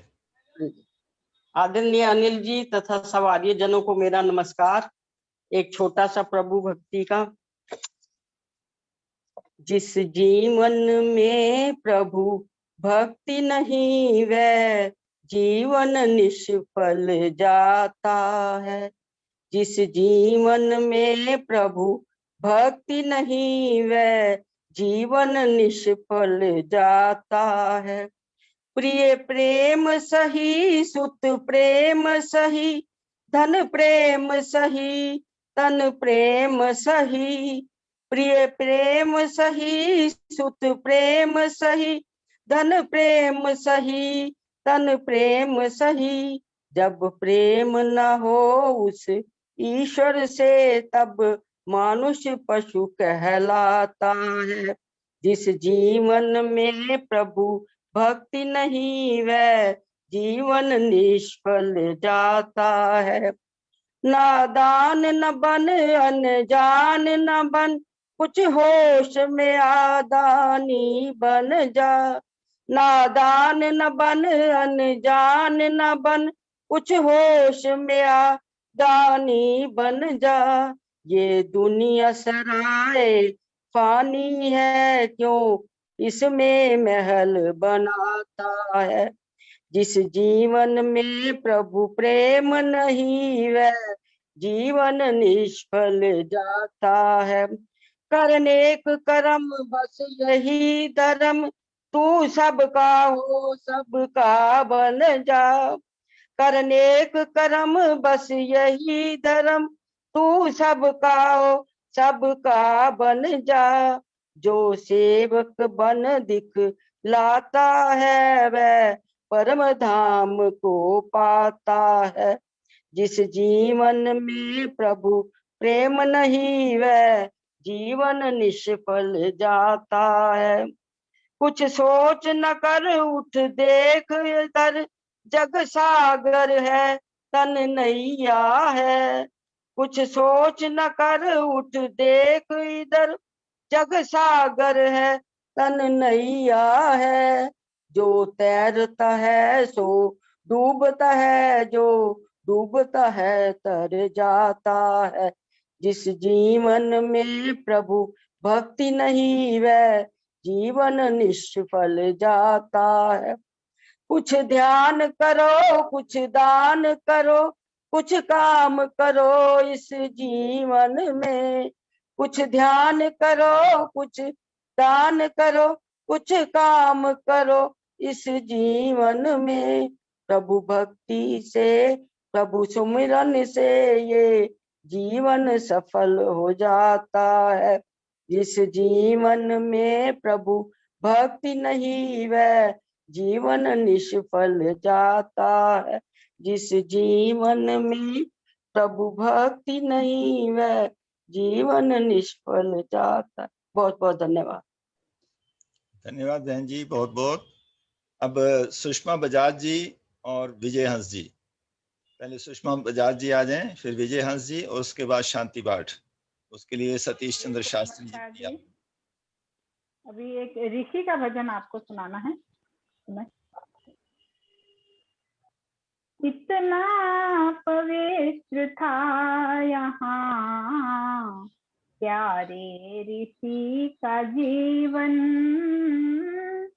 कितना पवित्र था यहाँ प्यारे ऋषि का जीवन। लगा दाग एक भी ना जैसे हो साफ दर्पण, इतना पवित्र था यहाँ प्यारे ऋषि का जीवन। करते रहे भलाई सच्चा किया समर्पण, दिया खोज करके वेद ज्ञान, साक्षी है यहाँ पे कण कण, इतना पवित्र था यहाँ प्यारे ऋषि का जीवन।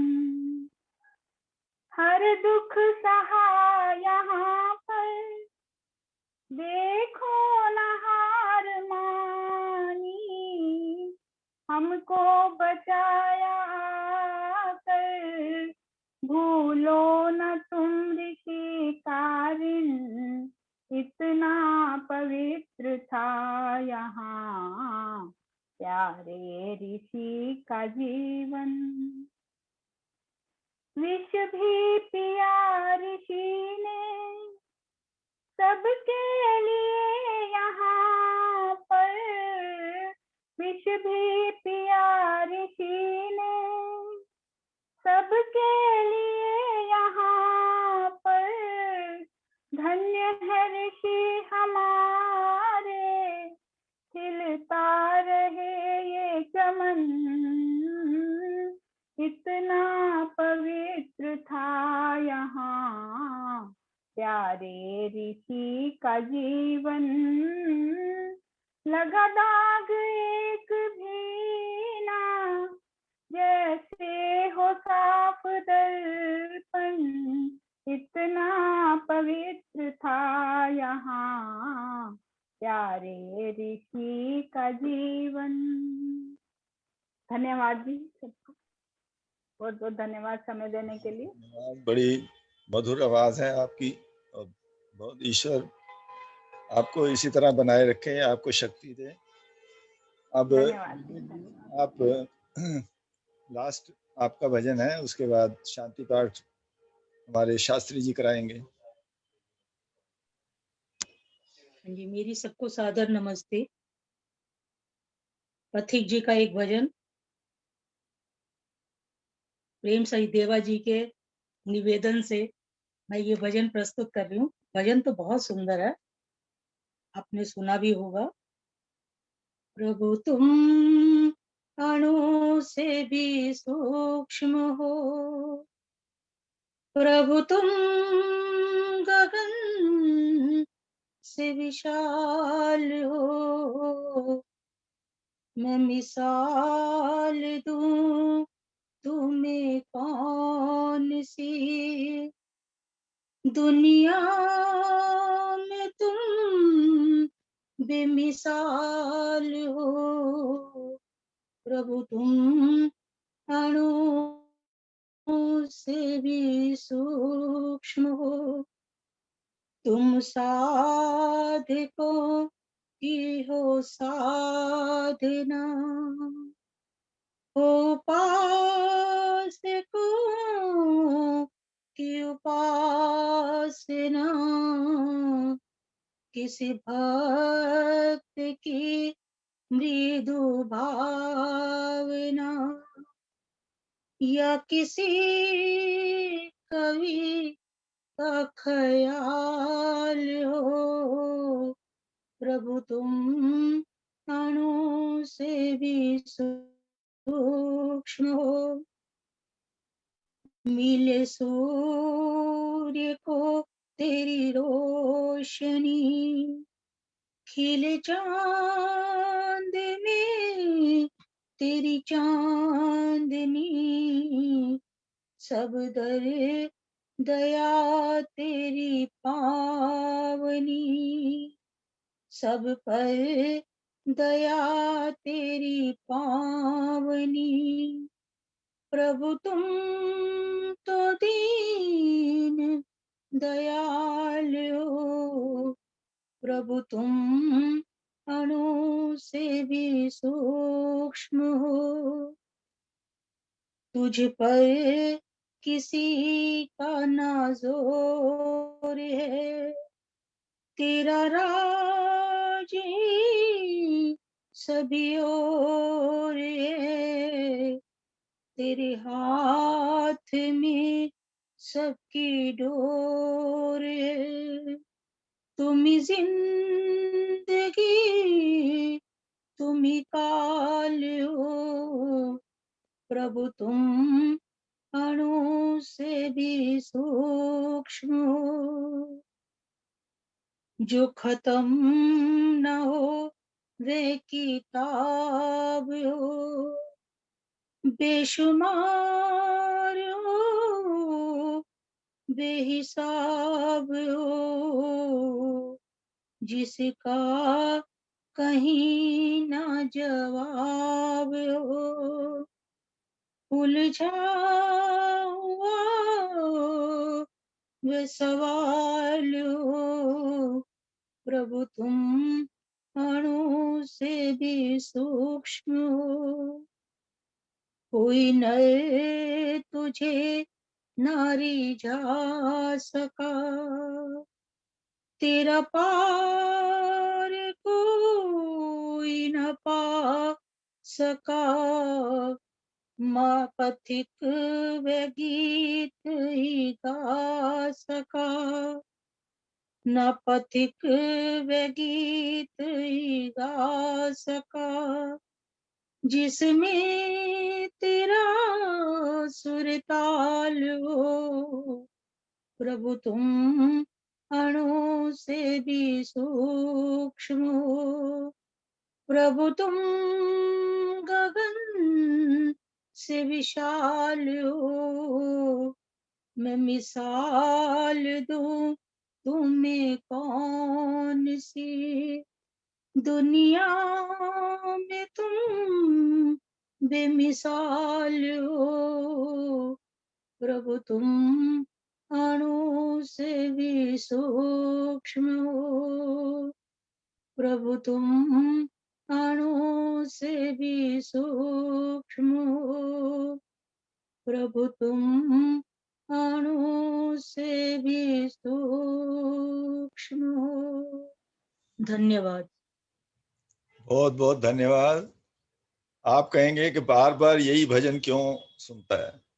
भाई मैं दर्शन शास्त्र का विद्यार्थी हूं और इसमें दर्शन शास्त्र जो है कूट कूट कर भरा हुआ है इस भजन में, क्योंकि पथिक जी दर्शन शास्त्र को बहुत पढ़ते थे और वेदों का तो वो यूं समझो कि जगह जगह यज्ञ कराते थे वेदों के। तो मैं कई बार उनके साथ रहा हूं तो मुझे उनको बड़ी इंटीमेटली जानने का अवसर मिलता रहा है। तो इसलिए ये भजन मैं हमेशा आपको क्यों कहता हूं, क्योंकि आपकी आवाज में ये भजन बहुत सूट करता है और आप बड़े दिल से भी गाती हैं, अंदर से जैसे आत्मा से आवाज निकलती है। तो इसलिए आपका बहुत बहुत धन्यवाद है। आपने मेरी ये इच्छा को भी पूर्ण किया और इस सत्संग का सत्गुण में, ये सत्संग जो है सत्गुण को पैदा करता है। और जब सब मिलकर इस सत्संग में, सत्संग का मतलब तो है ही मिलकर, और मिलकर सब स्तुति कर रहे हैं, ईश्वर की स्तुति कर रहे हैं, सब भजन गा रहे हैं, सब प्रवचन सुन रहे हैं। तो इतना अच्छा लगा है, ये सारा माहौल आज सद्गुण में भर गया है। आप सबका बहुत बहुत धन्यवाद है। अनिल जी, आपका तो स्पेशली धन्यवाद करता हूं मैं कि आपने हमें मौका दिया इस तरह कि हम अपना पूर्णमासी का यज्ञ जो है, पूर्णमासी का सत्संग जो है आपके साथ लगातार करते रहें। आप हमें पीछे मत छोड़ना, हमें अपने साथ रखना। तो आपका धन्यवाद है बहुत बहुत। अब शांति पाठ करते हैं। सतीश चंद्र शास्त्री जी आए शांति पाठ के लिए।